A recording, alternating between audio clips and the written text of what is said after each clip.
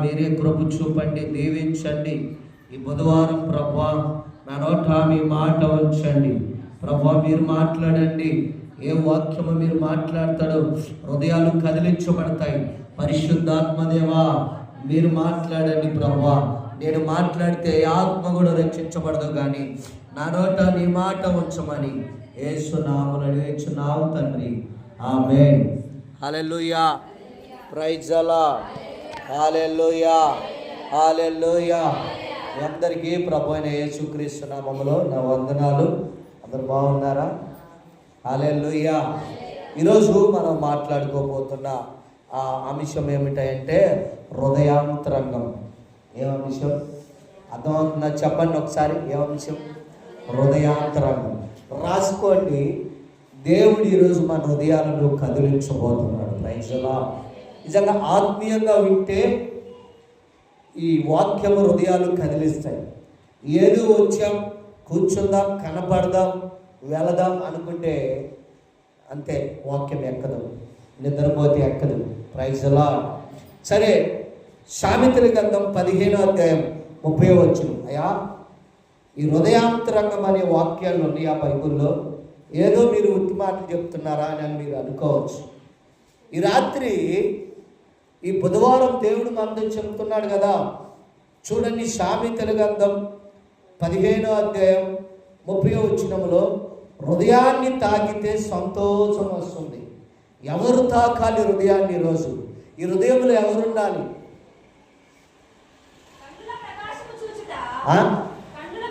కన్నుల ప్రకాశము చూచుట హృదయములకు సంతోషం. నీ కన్నులతో ప్రకాశవంతమైన తేజస్సును చూడాలి. పరిశుద్ధాత్మ దేవునితో మాట్లాడినప్పుడు, మనము దేవునితో గడిపినప్పుడు, దేవుని సన్నిధిలో కొన్ని గంటలు జీవించినప్పుడు ఆ ఆనందం వేరు, ఆ సంతోషం వేరు. పాట పాడినప్పుడు ఆ హృదయము, ఆ కలవరింపు వేరు. అందుకే అంటాడు కదా, హృదయము తాకితే, ఆయన మాట నీ హృదయాన్ని తాకితే, ఆయన మాట నీ గుండెను తంచేస్తే నువ్వు సంతోషించబడతావంట. Praise the Lord. హల్లెలూయా. హృదయం బాధతో ఉన్నదేమో, హృదయం రోగంతో ఉన్నదేమో, హృదయం సమస్యతో ఉన్నదేమో, హృదయం బలహీనతతో ఉన్నదేమో, హృదయం ఆ నిదానంగా కొట్టుకుంటూ ఉన్నదేమో, ఆయన మాట నీకు బలాన్ని ఇస్తుంది. ఆమేన్ చెప్పండి. ఆయన మాట నీకు ధైర్యాన్ని ఇస్తుంది. ఆయన మాట నీకు శక్తిని ఇస్తుంది. ప్రార్థనా శక్తి నీకు ధైర్యము, బలము, ఆరోగ్యము కలుగు చేయగలిగిన దేవుడు. ఆమేన్ చెప్పండి. హల్లెలూయా, హల్లెలూయా. కీర్తనల 126వ అధ్యాయం 5వ వచనములో మనం చూస్తే చూడండి, హృదయాలను కదిలిస్తే కన్నీరు వస్తుందంట. Praise the Lord. హల్లెలూయా. కన్నీరు అనగా 2-3 అంశాలు ఉన్నాయి. కన్నీరు ప్రార్థన, గోజాడేటప్పుడు, పెనుగులాడేటప్పుడు, ప్రభుతో ప్రార్థన చేస్తున్నప్పుడు ఏమొస్తుంది? కన్నీరు వస్తుంది. ఆ కన్నీరు. రెండోది, స్త్రీలు, ఎక్కువగా స్త్రీలు కూడా కాబట్టి స్త్రీల గురించి చెప్తాను. చిన్నదానికి, పెద్దదానికి, ప్రతి దానికి కూడా బుడిక్కి ఏడు చేస్తూ ఉంటాడు. ఏడు చేస్తాడు? కన్నీళ్ళు ఓరకిస్తున్నాడు కాబట్టి దేవుడు ఏడు చేస్తాడు. అవునా కదా? చిన్నదానికి, పెద్దదానికి, ప్రతి దానికి కూడా మనం ఏం చేస్తామంటే స్త్రీల గుడి కాబట్టి స్త్రీల గురించి.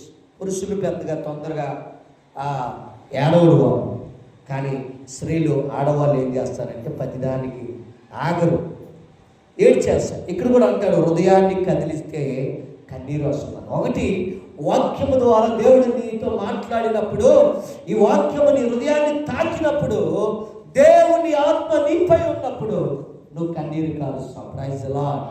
రెండోది, కుటుంబంలో సమస్యలు వచ్చినా, ఆర్థిక ఇబ్బందులు వచ్చినా, వేదనలు వచ్చినా, కొన్నిసార్లు పక్క వాళ్ళకి చెప్పుకొని స్త్రీలుగా మనం ఏం చేస్తాం? లేదా మన ఇంట్లో మనమే ఏడుస్తూ ఉంటాం, చెప్పలేని బాధలు. అందుకే అంటాడు, హృదయాన్ని కదిలిస్తే కన్నీరు 2 రకాలు చెప్పావు. ఒకటి, దేవుడి ఆత్మ తాగినప్పుడు పశ్చాత్తాపడే కన్నీరు. రెండోది, మన సమస్యలను బట్టి వచ్చే కన్నీరు. దానికి కీర్తన 126:5, కన్నీళ్లు విడిచుచు విత్తువాడు. ఆమేన్. ఏ సంతోషగానం అనే పంటకు వస్తావు? కన్నీటితో విత్తువాడు. ప్రభు సన్నిధిలో మొరపెట్టి మోకాళ్ళేసి కన్నీరు కార్చాడు. చూడు, నీ హృదయం తేలికగా ఉంటుంది, నీ హృదయం భారంతో, నీ హృదయం వేదన అంతా పోతే సంతోషంగా ఉంటుందంట. Praise the Lord. Hallelujah, hallelujah. అదే కీర్తన 119:11 చూసి పెట్టుకో. ఏమన్నాడు? హృదయంలో నిలిచిపోతే మరుపు రానిది అవుతుందంట. కొంతమంది ఈరోజు స్త్రీలు కూడా కాబట్టి స్త్రీల గురించే చెప్తా. స్త్రీలు ఏదైనా ఒకటి తగాద పడిందంటే ఏం చేస్తాం? అది హృదయంలో నిలిచిపోదు.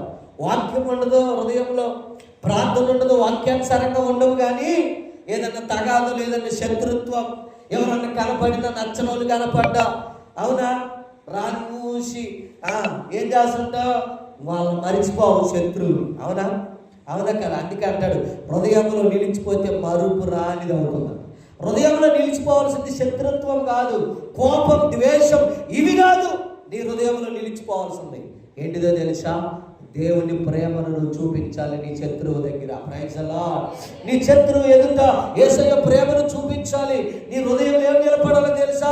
ద్వేషం, కోపం, వ్యతిరేకత ఇవి కాదు. దేవుడు చూపించిన ప్రేమ చూపించాలి నీ హృదయంలో. ఏది నిలిచిపోవాలి? దేవుడు చూపించిన ప్రేమ. ఆయన సమాధానాన్ని చూపించాడు. అవునా, ఆయన ప్రేమను చూపించాడు, ఆయన శాంతిని చూపించాడు. శత్రువులు కొడుతుంటే దేవా వీరిని క్షమించు అన్నాడు. కానీ ఎంతరా నువ్వు అంటే నిలబడతారా? యేసు ప్రభువును కొడుతుంటే పౌలు గారిని కొట్టలేదా? సువార్త చెప్తుంటే ఇప్పటికీ సేవకులను కొడుతున్నాడు. అయినా సేవకులు ఏం చూపిస్తున్నారు తెలుసా? ద్వేషం చూపిట్లా, కోపం చూపిట్లా, ప్రేమను చూపిస్తున్నాడు. నా యేసయ్య ఒక చెంప కొడితే ఇంకో చెంప చూపించమన్నాడు. యేసయ్య ప్రేమించమన్నాడు, శత్రువుని ప్రేమించమన్నాడు. అందుకే మేము ప్రేమించున్నాం, మేము ప్రేమ చూపుతున్నామని ఈరోజు హృదయంలో నిలిచిపోయి కన్నీటి మాట. Praise the Lord. ఏమన్నాడు? 119:11 చదువు.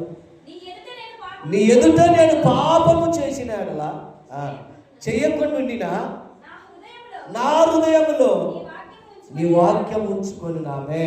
ఏముంచుకోవాలి ఇప్పుడు నీ వాక్యములో? వాక్యానుసారంగా వస్తే నీ ఎదుట నేను పాపము చేయకుండా నా హృదయంలో నీ వాక్యం ఉండను కాక. ఆమేన్, హల్లెలూయా. ఏముండాలి హృదయాల్లో? నాకు చెప్పే ద్వేషం, కోపం, వ్యసనం, గర్వం, అహంకారం, ధనముందని అవ్వండి ఇవ్వండి కూడా యేసయ్య ప్రేమను మాత్రమే చూపించాలి. శత్రువుని ఎదుటి వచ్చిన నీకు పడకపోయిన వాళ్ళంటే నువ్వేం చేయాలి? ప్రేమ చూపించాలి. ఒకసారికి నేను వెళ్ళా, 2 కుటుంబాలు ప్రార్థన చేశాను.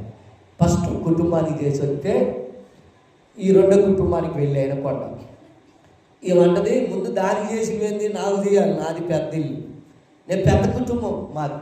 నా కాడికి వస్తారు ఏ సేవకుడైనా, నువ్వేది ముందు దానికి చేసి వచ్చి నువ్వు వీళ్ళిద్దరు తగాదు సంగతి నాకేం తెలుసు? అవునా, అలా ఉండకూడదు. Praise the Lord. ప్రార్థనలో కూడా ముందు నాకు చేయాలి, నేను పెద్ద కుటుంబానికి, నేనేముంది జాబు అది ఇది, మందిరానికి అన్ని నేనే సహాయం, ఇది కాదంట. ఏం చెప్తున్నారు? వీళ్ళు జరిగింది ఎనుకోట్లో మొత్తం వాళ్ళ ఇంటి దగ్గర ఏమని ఎవరు వచ్చిన ముందు ఎవకాడికి పోయి, ఎందుకంటే గయ్యాలి దాని సంగతి నాకు తెలియదుగా, వాళ్ళకి తెలుసు కాబట్టి ముందు గయ్యాలి ఆమెకాడికి పోయి ఆ నోట్లో నోరు పెట్టకూడదని చెప్పి ఆమెకాడికి.